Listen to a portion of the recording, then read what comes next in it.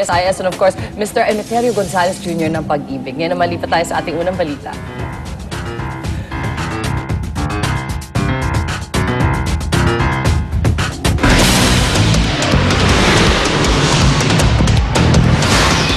Ang mga unang balita sa umagang ito.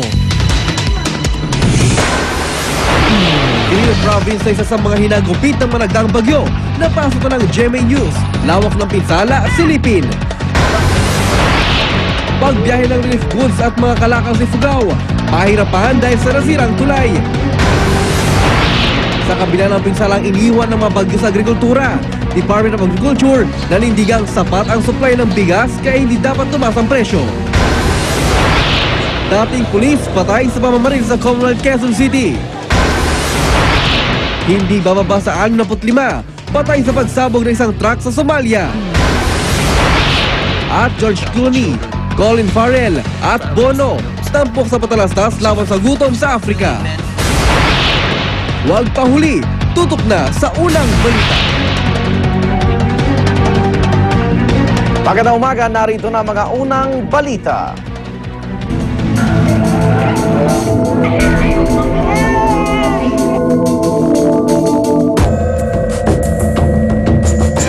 Lawak ng pinsalang iniwan ng mga bagyo sa Quirino Province tumampad sa paghupa ng baha. Sa ngayon, kanya-kanya munang diskarte ang mga residente kung saan titira habang di pa naisasaayos ang kanilang mga nasirang bahay. Darito ang report ni Dano Tingkungko. Katawa ng punong nagbagsakan at mga poste ng kuryenteng nabuwal. Yan ang bumungad sa aming news team ng aming marating ang probinsya ng Quirino kasunod ng pananalasan ng bagyong Pedring at Kiel. At sa paglilibot na mataan ko ang mga pader na ito, ang tanging natira sa tahanan ng pamilya Pingkihan sa bayan ng Saguday. Inayos namin yung yero na lumipat. Wala kami yung panggastos sa bahay. Sa ngayon, sa imbakan ng palay na nasa ilalim ng dati nilang bahay sila tumutuloy. Noon na wala na kami pagkain noon, wala kami may iluluto. Ganun. Yeah. Ganun po. Sa bayan ng Camarogis, nanlumo kami sa mga tumambad na nasirang tahanan. Kami pa kukuha, wala naman kaming pera ng pangpatayo namin. Kahit pa ako na nga, wala nang. Umupa na sa ngayon ang baha sa maraming bahagi ng lalawigan ng Quirino pero hindi pa rin naibabalik sa normal ang supply ng kuryente. Sa tala ng NDRRMC, mahigit 44,000 residente mula sa 132 barangay sa buong Quirino ang naapektuhan ng magkasunod na bagyo. Para sa unang balita, Dano Tingkong, reporting. Hilagang bahagi ng probinsya ng Ifugao nananatiling isolated dahil sa nasirang tulay. Pahirapan tuloy ang paghahatid ng tulong sa mga nasalanta ng bagyo. Ang report mula kay Michael Fahatid. Hanggang Lagawin na lang ang biyahe ng mga patungong ibang bayan sa hilagang bahagi ng Ifugao. Sira pa rin kasi ang Burnay Bridge sa Lagawi na bumigay ng kasagsagan ng bagyong Pedring. Andito na po yung gawaan ng mga steel, yung mga taga-DPWH. Oo. Ito ang gagawin na kwan, temporary na kwan, tulay. Pero hindi pa sila nagsisimula? Hindi pa. Hindi na tuloy makapasok ang mga kalakal sa ibang bayan habang ang mga tao ay naglalakad gamit ang isang improvised footbridge na pinagtulungan gawin ng mga taga rito. Dito na rin idinaraan ang mga magagaang gamit at pagkain. Pero kung may kabigatan, itinatali at pinapahalo na lamang sa lawa o pinadadaan sa lubid tulad ng buhay na baboy na ito. Saan niyo tatawid ngayon yung baboy? Saan mo tatawid? Diyan lang. Kaso sila rin tuloy, ano? Babae tatawid? Ibabang ka nyo! Inabutan namin na ibinababa ang mga materyales na gagamitin sa paggawa ng bagong tulay. Galing daw ang pondo nito mula sa President's Bridge Program ni Pinoy. Sabi naman ni District Engineer, 2 to 3 weeks daw. Tapos 3 weeks? Oo, tapos na to. Pero bilang kalakal apektado kundi maging ang 3,000 food packs na nasa kapitol lang ng Lagawi. Wala kasi magdadala dito sa mga isolated na bayan tulad ng Hungduan at Tinok na kailangan pa ng mahaba-habang trekking. Maging ang mga ospital nangangambang maubusan ng supply. Halos buong bayan ng Masantol sa Pampanga lubog pa rin sa baha. Sa bayan naman ng San Simon, abot bubong pa rin ang baha. Darito ang report ni Dante Perelio. Maraming bahay dito sa bayan ng Masantol ang nakatiwangwang o tila abandonado na dahil sa baha. Hindi rin magamit ang pamilihang bayan, kaya sa tabing kalsada na lang ang mga tindero. Ang Masantol Central Elementary School, walang katiyakan kung kailan muling magbubukas ang klase dahil lubog pa rin sa tubig. Sa parokya naman ng San Miguel, nilagyan na ng sandbags para di tuluyang pasukin ng tubig. Halos 90% ng mga lansangan dito ang lubog. May mga lugar na hanggang baywang pa rin ang baha. Dahil sa mabagal na paghupa ng baha, kulay itim na ang tubig rito. 1972 po. Nangyari po yun, baha yun, pero hindi ganito kalaki ang tubig dito. So ito po? Ito na po ang pinakamalaking tubig sa aming bayan.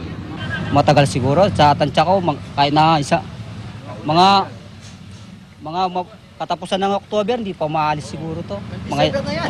Baka hanggang sa Pasko na to. Bukod kasi sa mababa ang lugar, napapaligiran rin ito ng mga palaisdaan at ng Pampanga River na umapaw noong kasagsagan ng bagyo. Nasabay pa ang high tide. Dagdag alalahanin pa sa mga residente ang pagsulpot ng waterborne diseases. Sa bayan ng San Simon, mabagal ring bumaba ang tubig. Abot bubong pa rin ang baha. Noong unang beses kami pumunta rito, nandito yung tubig baha. Pero makalipas ang 4 na araw, mahigit 1 metro lang ang ibinaba ng tubig. Kaya kung mapapansin nyo, tuktok pa lang ng school building ang makikita ngayon. 6 mula sa 14 na barangay dito ang mapupuntahan lamang sa pamamagitan ng bangka. Ganito katindi ang baha dito sa San Simon. Sa sobrang taas nga ng tubig, maaabot mo na itong poste ng ilaw, pati na itong kable ng kuryente. Tinatayang nasa 11,000 residente ang nagtitiis ngayon sa ganitong sitwasyon. Tinatayang nasa 10 feet ang lalim ng tubig dito kaya halos maabot mo na rin yung tuktok ng punong ito. Marami ring mga bahay rito ang inabandona na. Sa laki ng pinsala sa lugar, di nila masabi kung kailan babalik sa normal ang takbo ng kanilang buhay. Usually po noon, wala mang 1 week yung tubig namin dito pero ngayon po dahil sobrang laki na, mga 2 weeks po siguro. Namigay naman ng GMA Kapuso Foundation ng relief goods sa ilang mga residente sa San Simon. Sa GMA po, sa pagbigay po ng relief sa amin, sa tulong, marami pong salamat. Hindi po namin makakalimutan tong binigay na konting tulong. Para sa unang balita, Dante Perello reporting. Samantala, kamustahin naman po natin ang Malolos, Bulacan, kung saan may mga kababaeng patayong nananatili sa mga evacuation center. May live report si Susan Enriquez. Susan? Connie, 6 na barangay pa dito sa Malolos sa Bulacan ang nananatiling apektado nitong nagdaang bagyong Pedring at Hiel. Ang kabilang po dito itong barangay Bulihan at Longos, ito nasa boundary ng Kalumpit at Malolos. Hanggang tuhod pa yung tubig baha dyan, kaya karamihan po sa mga residente ay nananatili pa rin dito sa mga evacuation center. So maabot po sa may 200 plus na pamilya ang apektado at ito'y halos 600 katao. Ang karamihan po sa mga ito ay nandito sa Santo Rosario Central Elementary School sa Malolos, Bulacan. At ayon po dito kay City Administrator Attorney Rizal D. Mendoza, ang pinsala sa kanilang pananim na mga palayan ay aabot ng 8 milyong piso, samantalang ang pinsala naman sa mga palaisdaan ay aabot sa halos 60 milyong piso. Kaya tuloy-tuloy ang binibigay nilang tulong dito sa ating mga kababayan sa Malolos, Bulacan na naapektuhan nitong nagdaang kalamidad. Sa mga oras pong ito ay tuloy-tuloy ang ating ginagawang serbisyong totoo dito sa ating mga kababayan sa Malolos, Bulacan na naapektuhan. Kabilang po dito ang pagbibigay natin ng libreng pagkain na paluto. Meron ho tayong paluto rito para doon sa mga kababayan natin na hindi makapagluto ng pagkain sa kanilang mga bahay dahil wala akong kuryente o kaya naman wala ho silang pangluto. At syempre meron ho tayong charging station, meron tayong repair station at yan po ay bahagi pa rin ng ating pagbibigay ng serbisyong totoo at tulong sa ating mga kababayan na naapektuhan ng nagdaang kalamidad. Mula po rito sa Malolos, Bulacan, balik sa iyo, Connie. Maraming salamat, Susan Enriquez. Ilang lugar sa Macabebe, Pampanga lubog pa rin sa baha kaya pinuntahan ng unang hirit ang ating mga kababayan doon para maghatid na rin ng tulong at pagkain. May live report si Monica Beraldo. Monica? Yes, Igan, bahagyang humupa na nga ang tubig mula dito sa ating kinalalagyan. Dito yan sa mismong tapat ng munisipyo ng bayan ng Macabebe, Pampanga. Ngunit nananatiling lubog pa nga rin sa baha ang malaking parte nitong bayan ng Macabebe. In fact, mula sa datos sa ating nakuha, lubog pa rin ang 25 barangay dito nga sa Macabebe at inaabot ng 10,000 pamilya o 58,000 na katao ang naapektuhan nito at karamihan dyan, Igan, ay nananatili pa rin sa 9 na evacuation centers. At ang sinasabing ang dahilan na paglubog nitong kanilang area ay ang pagpapakawalan ng tubig mula sa Angat Dam at syempre ang pag-apaw din ng Pampanga River. At kahit na medyo baha pa rin nga dito sa kanilang lugar, sa kagandahan palad naman ay may kuryente naman itong kanilang area, ngunit nananatiling walang pasok ang karamihan sa mga eskwelahan dito dahil nagsisilbi nga itong evacuation centers. Sinasabi rin na 1972 daw